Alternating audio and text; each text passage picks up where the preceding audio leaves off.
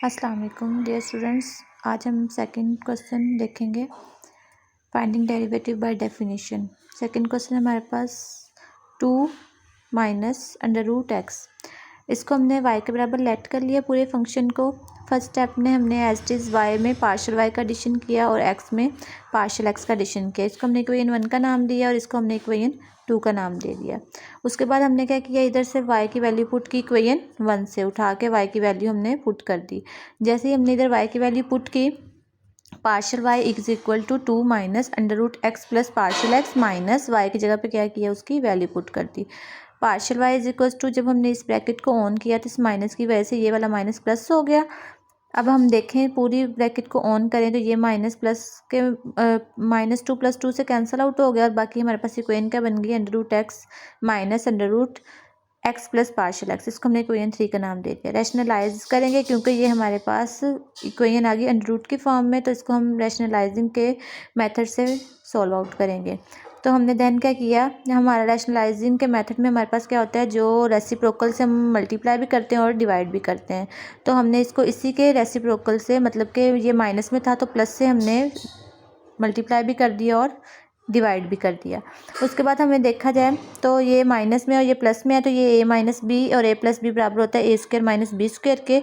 तो हमने इस फार्मूले को यूज़ करते हुए इन दोनों को बंद कर दिया। तो ये हो गया अंडर रूट एक्स का स्क्वायर माइनस, और ये हो गया under root x plus partial x का स्क्वायर, और ये नीचे वाली टर्म एज इट इज आ गई। जब हमने इसके अंडर रूट को स्क्वायर के साथ कैंसिल किया दोनों साइड से, तो ये हमारे पास एक्स माइनस इस माइनस की वजह से ये प्लस भी माइनस हो।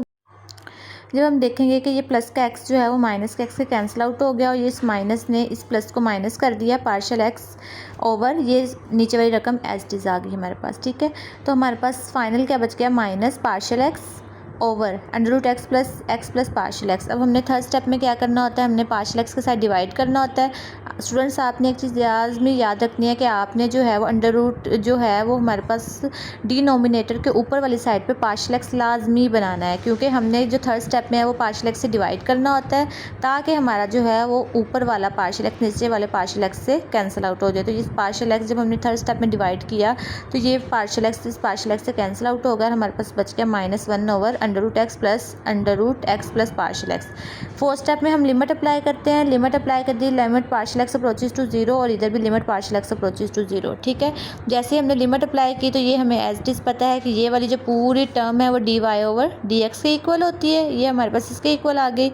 इस टर्म में तो पार्शियल एक्स है ही नहीं, तो ये टर्म एज इट इज़ आ जाएगी हमारे पास प्लस, और इस वाली टर्म में जो पार्शियल एक्स है इस जगह पे ये क्या आ जाएगा, हमारे पास 0 आ जाएगा। ठीक है, जैसे ही हमने इस 0 किया तो ये हमारे पास -1 over x under root x plus under root x, दो दफ़ा एडिशन में हो रहे हैं, तो ये हमारे पास क्या आ गया, -1 ओवर 2 अंडर रूट एक्स। ये हमारे पास आ गया डेरिवेटिव y फंक्शन का with respect to x function.